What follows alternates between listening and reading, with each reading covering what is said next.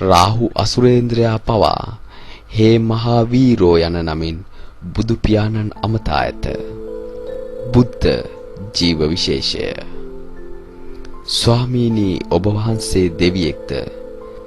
නැත බමුණ, මා දෙවියෙකුදු නොවෙමි. ස්වාමීනි ඔබ වහන්සේ මිනිසෙකුද දෙවියෙකුද යක්ෂයෙකුද නොවෙත්නම් ඔබ වහන්සේ කවරෙක්ද?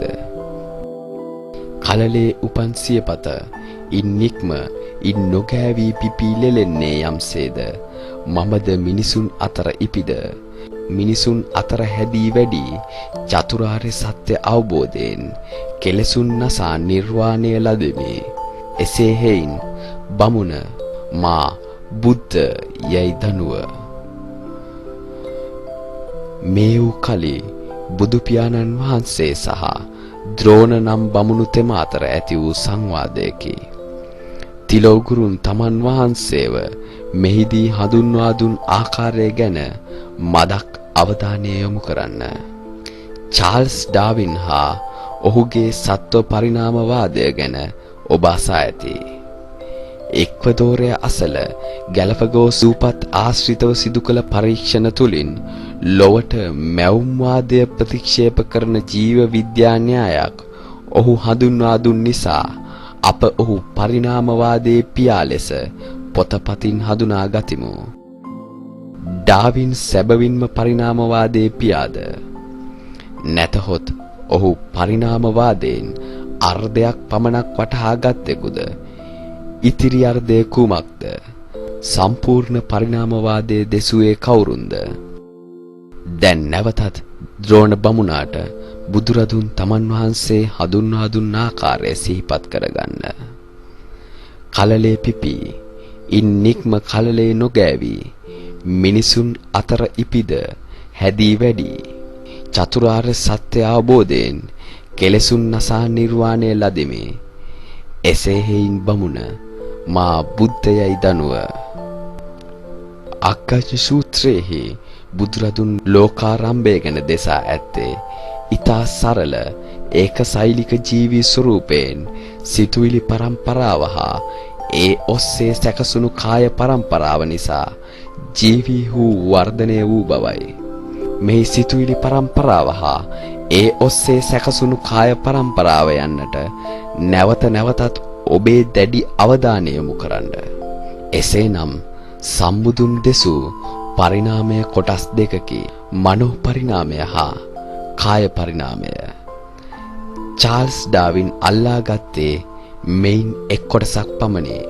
එනම් කායික පරිණාමය පමණි. එහි අනිත් කොටස ඔහු දැක නැත. එසේනම් අංග සම්පූර්ණ පරිණාමවාදයේ දෙසා ඇත්තේ ඩාවින් නොව තිලෝගුරු බුදුරජාණෝමය.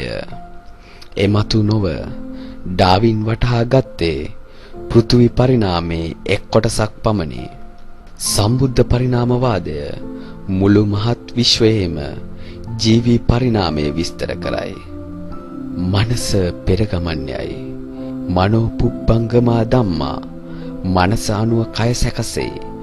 ඔබ මනසින් තිරිසනෙකු වන්නේ නම් ක්‍රමයෙන් ඔබේ මතු භවයේ කඳ ඒ අනුව සැකසේ. ඔබ මනසින් දෙවියෙකු වන්නේ නම් ක්‍රමයෙන් ඔබගේ මතු භවයේ කය දේව කයකට පරිණාමය වේ. ඔබේ මනස මුලින් පරිණාමය වන ස්වරූපයට ක්‍රමයෙන් ඔබගේ කායික පරිණාමය සිදුවේ. මේ සම්මා සම්බුද්ධ පරිණාමවාදයයි. මුළු මහත් සංසාරයේම අප යන්නේ මේ පරිණාමය ඔස්සේය. පුනර්භවය සැකසෙන්නේද මේ අනුවය. මනස මුලින් පරිණාමය වන තැනට කය පරිණාමය වේ. මේ සංසාර ගමනයි. එසේනම් සාරසංකේය කල්පලක්ෂයක් ඔස්සේ පාරමිතා 10ම පිරීම යනු ක්‍රමානුකූල මානසික පරිණාමයකි. සම්මා සම්බුද්ධත්වයේ ලැබීම යනු මිනිස් හෙවත් හෝමෝ සේපියන් නයින් අප දන්නා ජීවී විශේෂයේ ඉපිද හැදී වැඩි අතීත මානසික පරිණාමයේ ශක්තිය කැටිකොට මිනිස් ජීවී විශේෂයේ සිට විශ්වයේ එක්වරකට එක් කල්පයකට එක් අයෙකු පමණක් පහළවන්නා වූ අතිශ්‍රේෂ්ඨ සුපිරි ජීවී විශේෂය වන සම්මා සම්බුද්ධ ජීවිතලයට කරන මහා මානසික පරිණාමික පිම්මයි. ඇසට නොපෙනෙන තරම් ශුද්‍ර බැක්ටීරියා ඇමීබා ජීවි විශේෂවල ජීවීන් ගණන ක්වඩ්‍රෝලියන ගණනකි.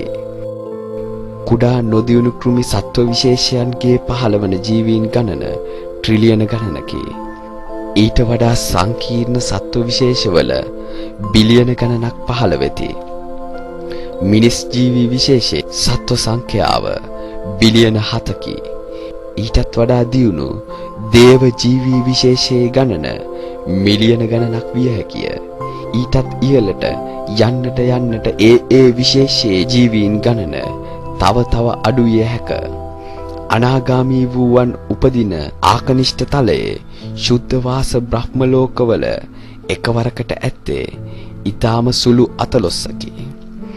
එනමුත් මානසික පරිණාමයෙන් පමණක් යා හැකි සම්මා සම්බුද්ධ නම් අතිසුපිරි සියල්ල අවබෝධ කරගත් මහා ශ්‍රේෂ්ඨ ජීවි තලයේ මුළු කල්පයකටම විශ්වයේ එක්වරකට පහළවන්නේ එක් අයෙකුම පමණි. ඒ තැනැත්තාණන් වහන්සේට සියලු විශ්ව ජීවීහු බුදුරජාණන් වහන්සේ ලෙස අමතති. ඔබට උප්පත්තියෙන්ම උරුම ඒ මහා ශ්‍රේෂ්ඨ විශ්ව ජීවියාණන් වහන්සේගේ දර්ශනයයි. සක්වල කරකවන එකම සැබෑ ඥානයයි. සුකෝ බුද්ධානං උප්පාදෝ